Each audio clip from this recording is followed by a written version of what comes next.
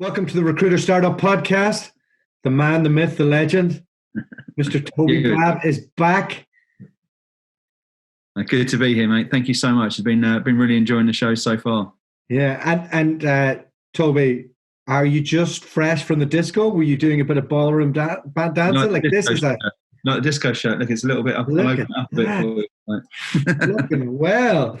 How is COVID-19 treating you? Well, it's touch wood, but it's not hit yet. But on a personal level, but it's such an incredible situation, such a tragic situation. But look, it's the cards we've been dealt, and I think there's some amazing stuff that's happening around it, and I just love the sort of collaboration, the support that's been happening. I love the way that people are coming together across the world. And hopefully, there can be some stuff here that leaves a lasting legacy that sort of makes everyone better from it. So, yeah, horrible situation. Everyone's giving it their absolute best, and from it, let's see where we go from now. Your generation of founders, have you found yourself speaking to people that you haven't spoke to in a long time? Are people kind of checking your temperature and checking? What's that been like? It's really interesting, isn't it? So immediately, I think everyone was in that sort of next phase of having been through. Look, we've been through things. I've been through 2001 and dot-com bubbles. I've been through 2008 and market, global financial crashes and such like.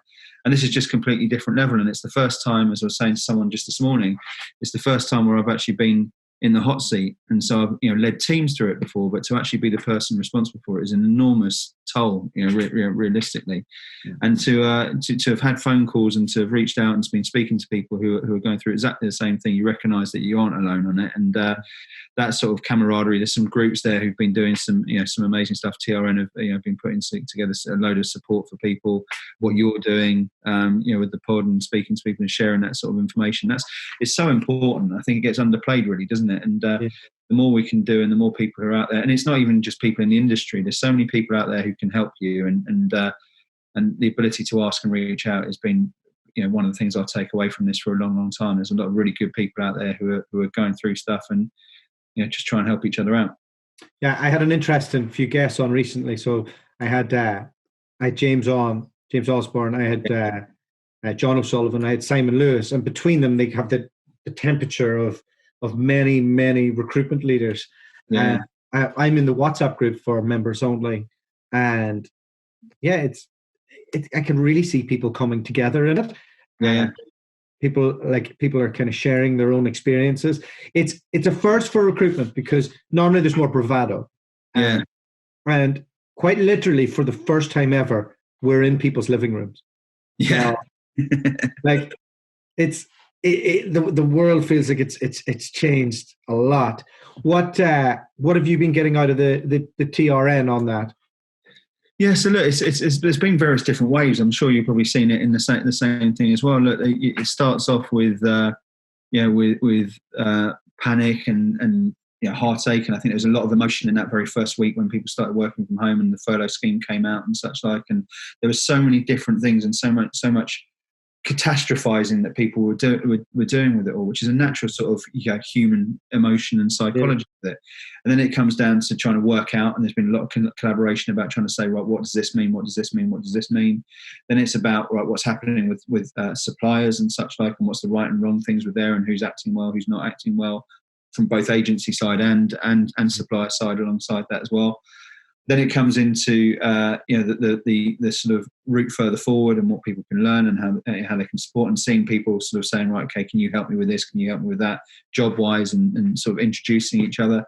And it's been that sort of timeline which has been so interesting for me to note. And that everything moves at great pace. I was speaking to someone yesterday who I was with 5 weeks ago. And it was a completely different situation. We were talking at that stage about how few people were affected by it at that stage globally, and all of a sudden it's just this thing that accelerates. 24. we all don't know. We all don't know what's next. We don't know what's going to come tomorrow. Every single time you hear the government briefing, there's a different slant on it. You don't know when the kids are back to school or not back to school. You don't know when you're back in the office or not back to the office. You've got people in your team who are, who are okay, and they've got people around them and family around them. You've got people who are on their own. So there's just so many balls up in the air, and it's look, when we get through this and look back on it, it'll be utterly fascinating. And it's at the moment it's just I feel like I've learned so much over the course of the last 5 weeks, and I really want to utilise that. I want to make sure that we come out so many times better from this than we've gone into it. And I think that's what we owe everyone. Everyone who's been affected by it is to come out better. And if we can do that, then I think it's going to be worth something. I was in California in a co-working space, and I think I got hit by this faster than most people.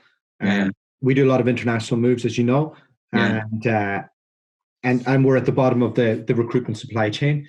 So all of a sudden we went, as I said before, from like 50 to 1 interview, like that. It was crazy. And on the same day, Sean Anderson reached out and he said, "Hey, do you want to jump on the podcast?" And I thought, there's nothing I would even think of doing like that. That's the worst thing I'd want to do.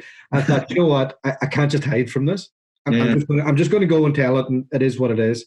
And fair play to him. He got right onto the media piece and got people on for day one of this. And so I did his, and then I was like, do you know what? I'm going to start the podcast again. Because for all that, it's like we're bleeding cash, and it's horrendous. It makes for great storytelling and great content. It will do. It will do. We'll be telling grandchildren about this big time. And I was talking to my buddy in Dublin, and I said, "How are you getting through this?" And he said, "When I go for a run, I'm giving my victory speech. I'm giving." Every day he's given himself his victory after dinner speech at the Recruiter Awards. This is how we dealt with it. This is how I dealt with it. And I'm going to live on this. And this is going to be the story I tell recruiters to come and join us. And I think how you operate in these times. Yeah. We all need these little crutches. With your business, you're mainly in the fintech arena. That's right, yeah. Your client, like, money still has to happen. Banking still has to happen. There's no like, oh, we'll just pause. So was the initial period that the companies all went, oh, we're just going to figure it out? Or did they keep it going straight away? Or what's that look like from being a client?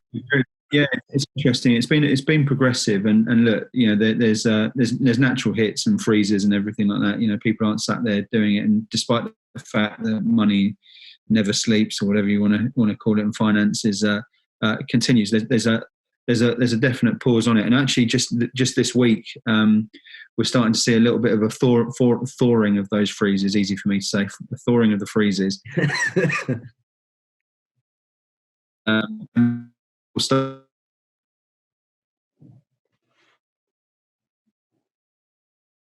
to raise their game considerably, but business is still out there, deals are still happening, and we're still finding people, jobs and opportunities. It's just a harder way of doing it, and I think it sharpens up so many things that you have to do really well. The basics remain the basics.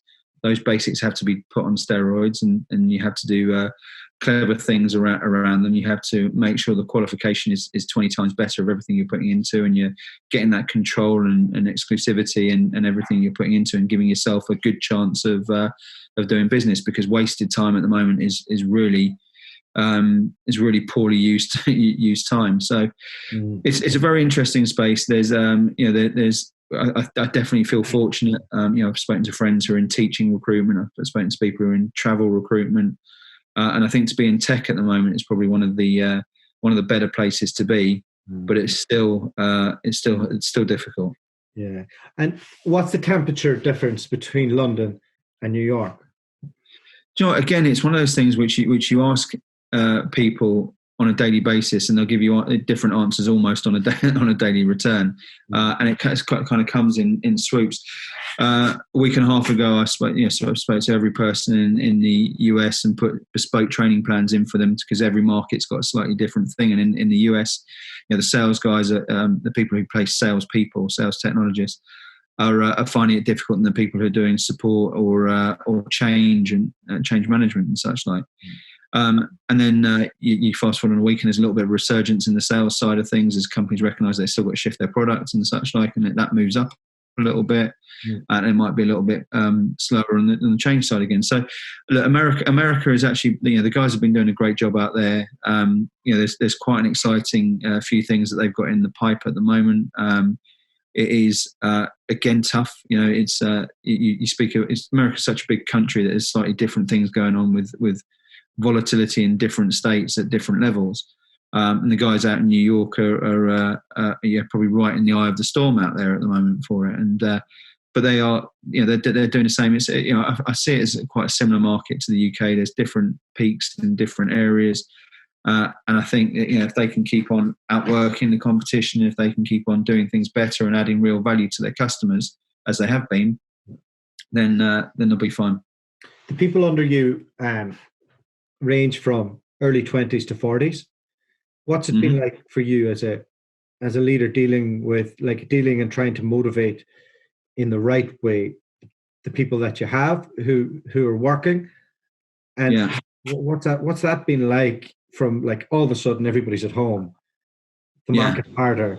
Some people have families, some people have are in everybody's got something different. Like, what? Yeah. That's the key part of it. Everyone has got something different, and I think as long as you're not trying to blanket everything, that's what you can do, and you've got to listen to every single person slightly differently. Look, I've got to say I've been massively lucky to really recognise the quality of the guys that we've got in the team, and people have stepped up hugely.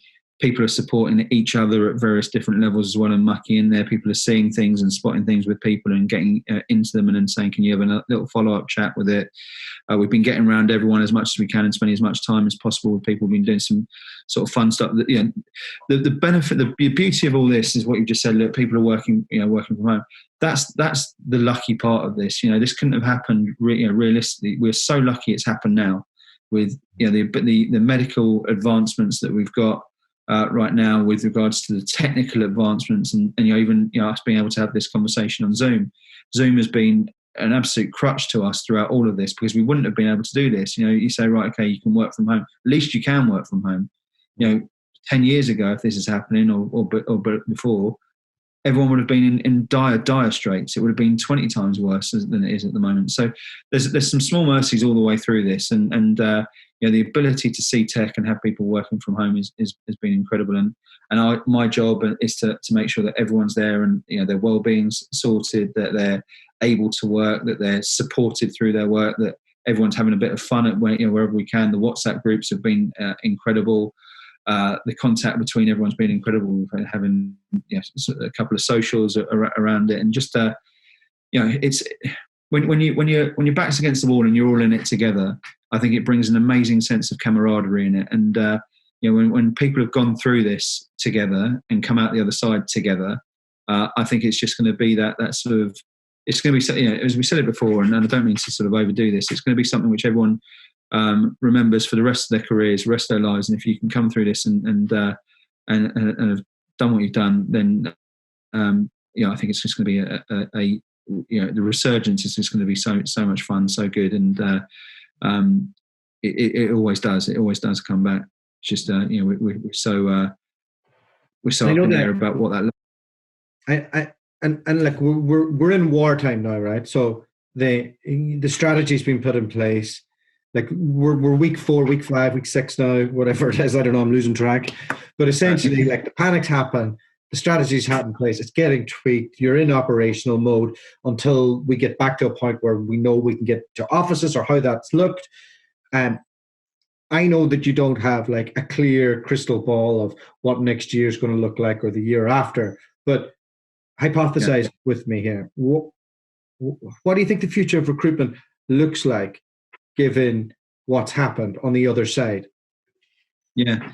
So look, you're right. And so far as there's no crystal ball, I mean, that's what always amuses me about people saying, yeah, pubs are going to be closed till December, or this is going to happen then, or we're not going to be back at school till whenever, or but you're not going to be back to the office. No one knows. No one knows anything about what's going to happen tomorrow at the moment, which makes it so volatile and so interesting. Realistically.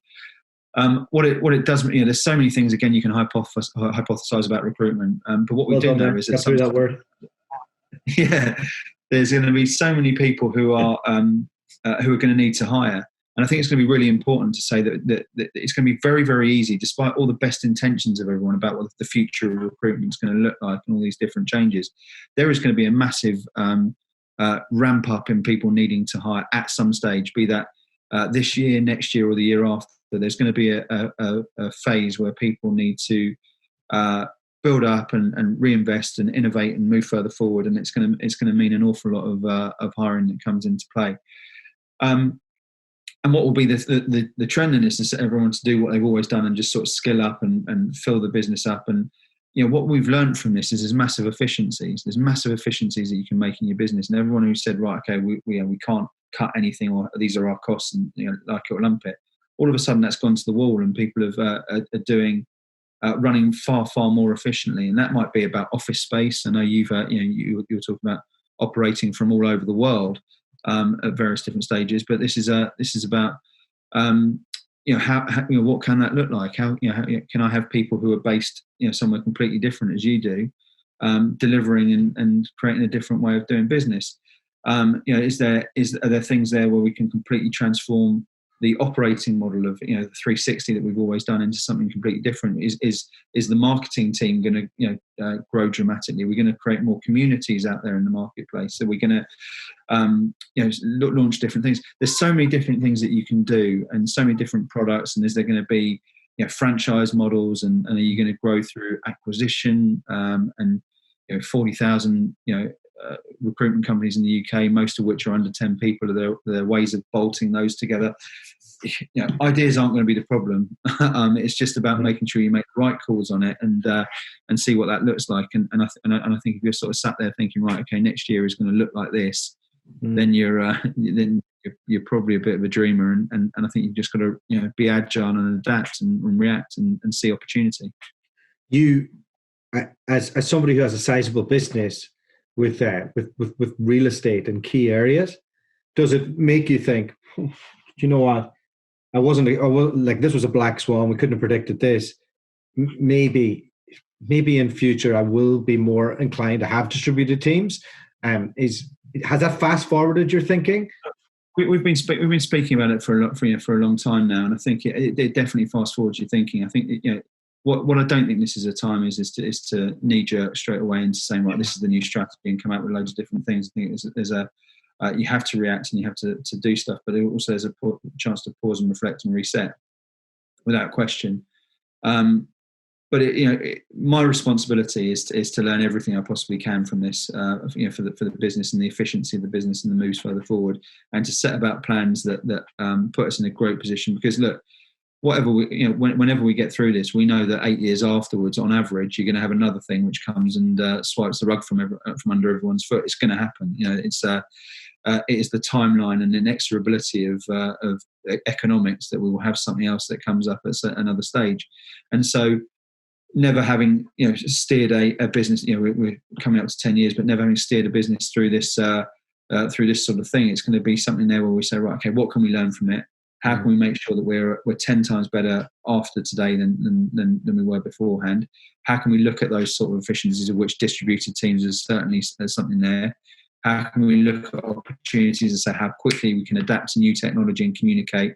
Our US and UK teams have never been closer together, and necessity is the mother of all invention, isn't it? And it's given us something here where we're saying, someone said to me yesterday, look, I'd love to keep up that sort of contact with the US when we're back in there. So it's not like two businesses effectively. And we've always done it all right, but this is 10 times better, and my interaction with those guys is that much better. So, and then you're saying, right, okay, can you go into different states throughout the US a lot easier without the concern of it?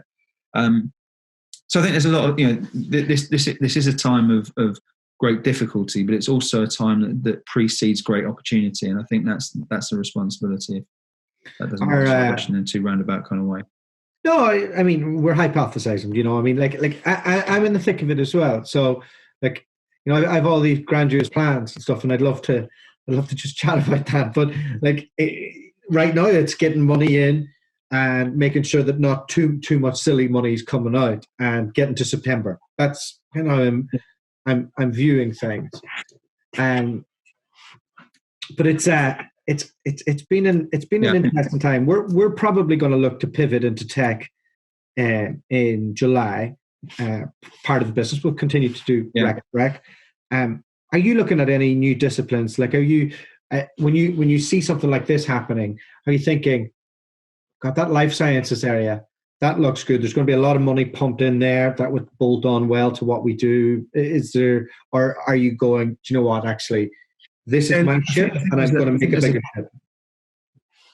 Yeah, there's a danger, isn't there, in you know, sort of looking around too much and trying to sort of look over the fence at things, and you know, if that's the you know, pharma is the golden ticket nugget at the moment, then it doesn't mean it's going to be tomorrow. And you know, you look at all the companies that flew into oil and gas and got turned off almost overnight on that. There's a lot of companies that sort of look at you know, immediate wins and quick wins, and I don't think life and recruitment is all about quick wins on it all. And look, my view is that specialisation has always been something that I want a multi-brand, multi-niche business.